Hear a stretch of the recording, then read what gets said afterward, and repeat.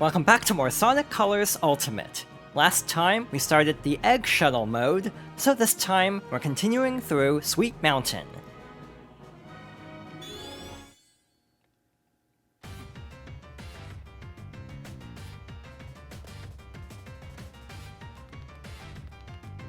So earlier I was talking about how I do think of the console versions that the Xbox version is probably the best because I have had the fewest issues.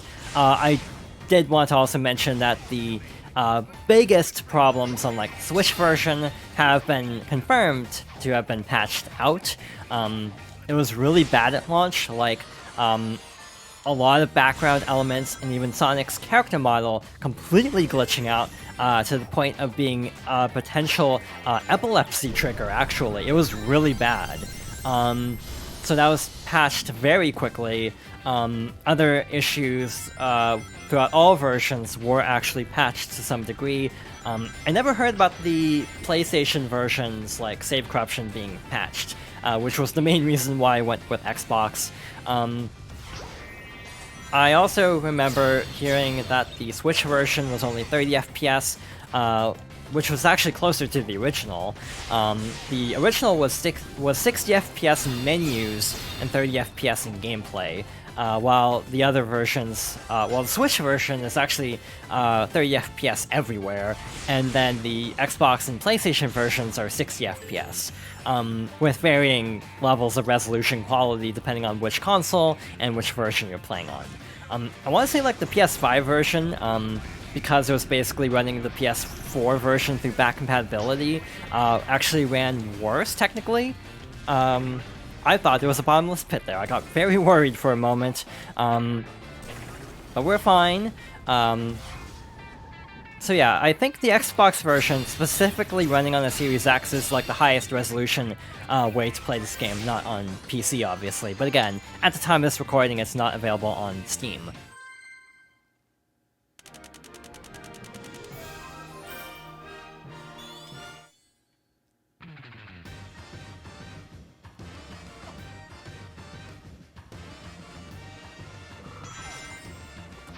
Sometimes when you go from the remixed music to the not remixed music, it is a very stark juxtaposition. I almost feel like Sweet Mountain might have it the worst. There was another area that's also very debated, but in that case, I don't think the song itself is particularly bad, I just think it starts weirdly, in a way that basically conflicts with the actual level that it's for, but the song itself, like, isn't that bad. The Sweet Mountain remixes I genuinely think are kind of rough around the edges. Not bad by any means, but again, when you start hearing the original songs, they definitely, I think, make a better, like a stronger impression. This is definitely not one of the better remembered stages, though to be fair, a lot of Sonic Colors you can say that about. For years, one of the biggest complaints about Sonic Colors has been there's too much 2D, and I do feel like that is valid. I don't mind it as much as some people do. Like, I still stand by Sonic Colors, in my opinion, being a pretty solid game. Like, I have a lot of fun with it, but I definitely can see why people have issues with the overabundance of 2D sections in a 3D Sonic game. Like, Unleashed had 2D sections, but they weren't as, like, constant, I guess. Like, you run into a lot of 2D sections. To be fair, a lot of the 2D sections in Unleashed are actually optional, like side acts. Like, you know, the Act 2 of Windmill Isle is like a 2D rail section, if I'm not mistaken. The main reason I can remember which act it is I'm pretty sure that's also in Sonic Frontiers. So yeah, I'm pretty sure it's actually, it would be Act 3, because Act 1 is a tutorial, and Act 2 is the actual Windmill Isle. So yeah, Act 3 of Windmill Isle.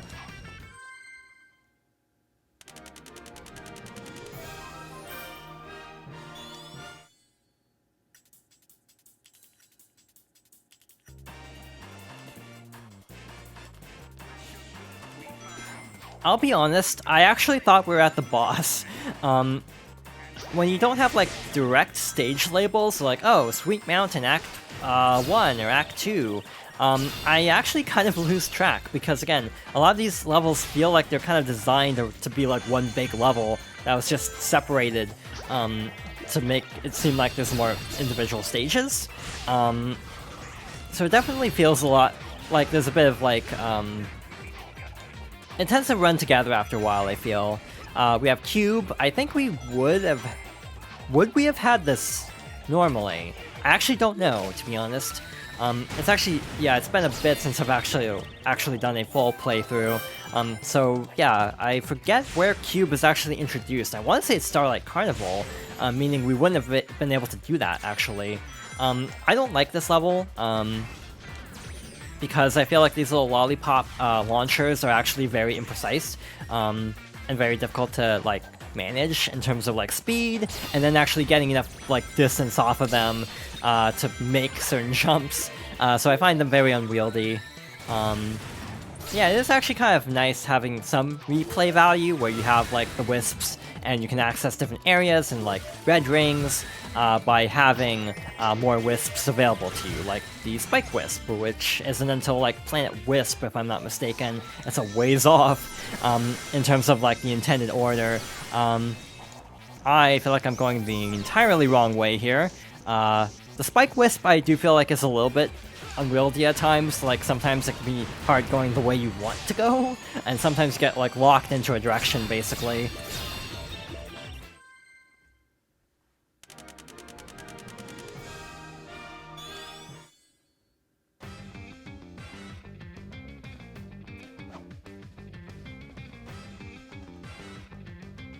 There were a lot more stages than I thought there were. That actually explains it, because there was one song that sounded off, and I thought that was Act 4. And I was like, wait, why does this sound weird? And now that makes sense, because that was not Act 4, that was Act 3. So, unless, again, I'm completely miscounting, this should be the last main act here.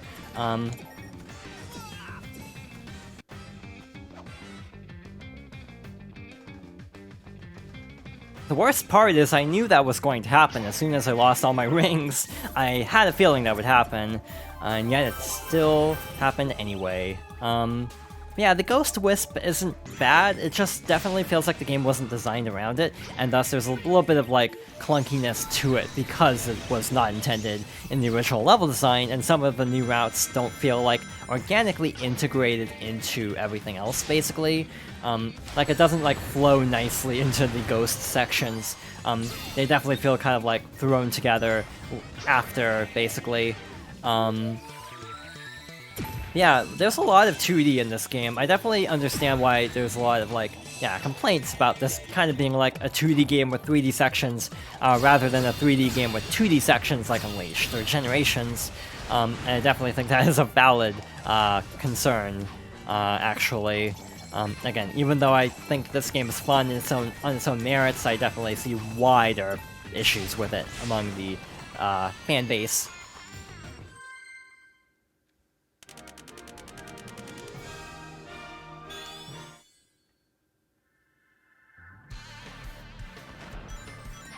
So now we're at the boss. To tell the truth, I remember having trouble with this in this version. For some reason, I had a really hard time actually getting Wisp I needed. Actually, I think I'm thinking of the later version of this fight, because again, every boss is reused. So like the Ferris wheel boss is reused, and then the pirate boss also comes back later. Well, that was kind of cheap.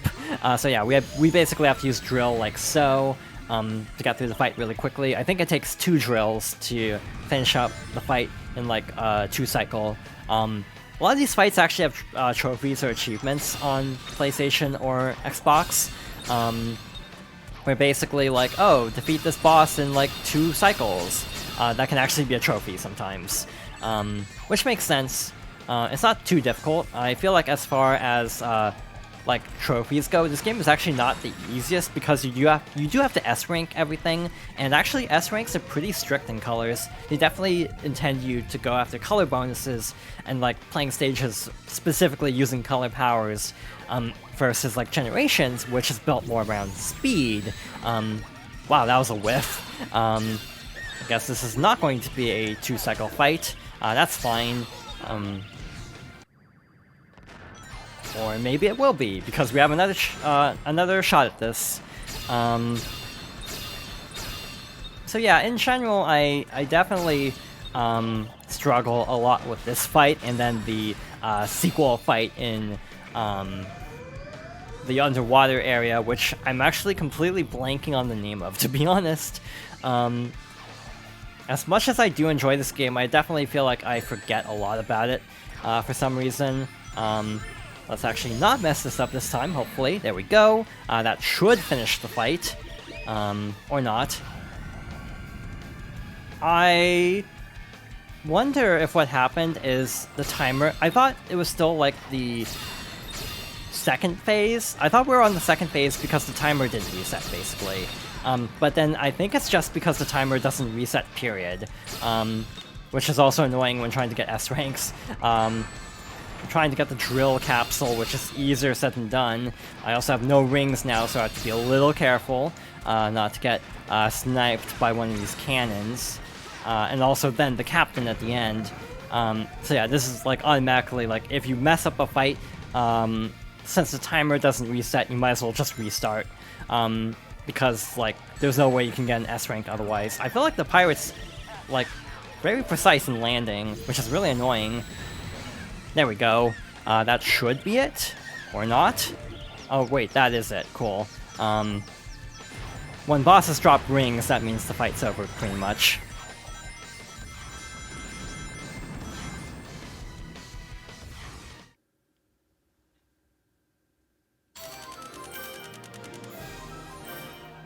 And that definitely didn't go as smoothly as I would have liked, but we have taken care of Sweet Mountain.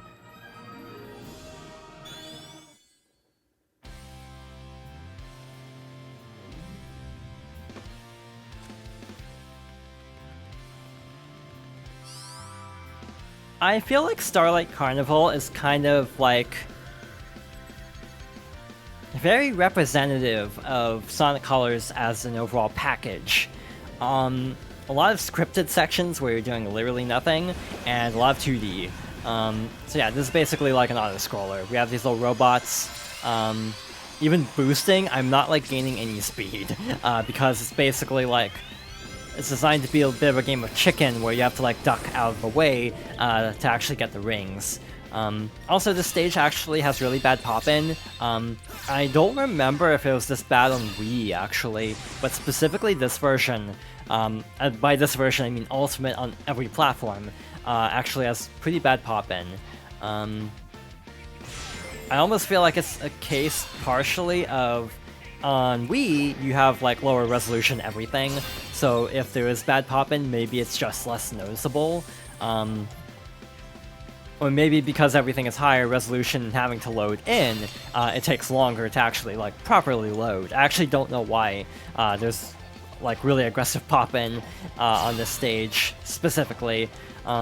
Which also is like one of the big set-piece moments, which kind of also sucks, because it's like a big moment that's kind of sabotaged by just programming, like this section here where all the ships just magically pop into view. Yeah, I wonder why it does that. But yeah, a lot of scripted sequences in Starlight Carnival. I feel like this zone is really weird, because on one hand, it's definitely one of the better remembered zones, but on the other hand, it's like, it's really shallow when you actually think about it. Like, you're not really doing a whole lot, and I mean, this is like an extreme example, but there are definitely other stages too.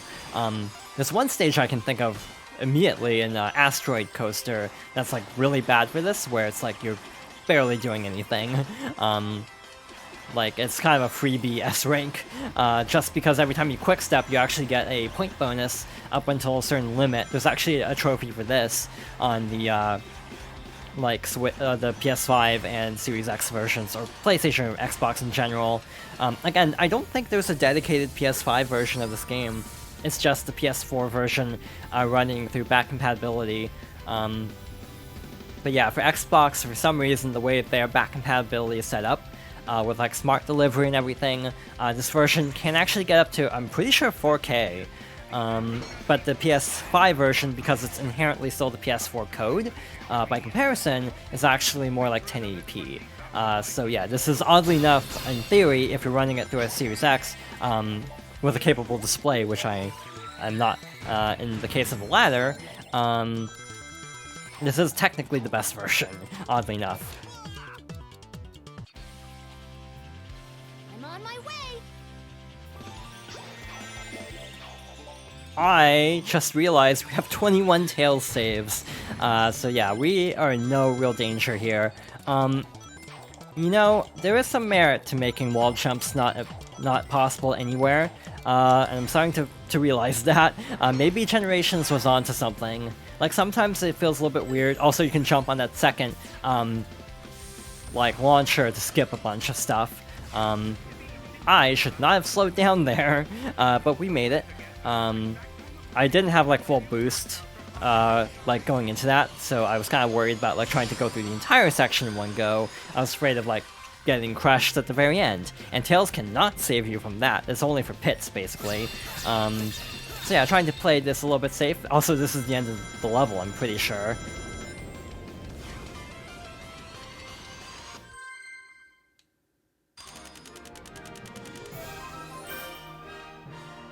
Alright, so, yeah, the difficulty is definitely ramping up a little bit. Also, I feel like I'm also not playing as well, to be fair. But we will continue exploring Starlight Carnival next time. So, thank you for watching, and I hope you'll join me next time for more Sonic Colors Ultimate.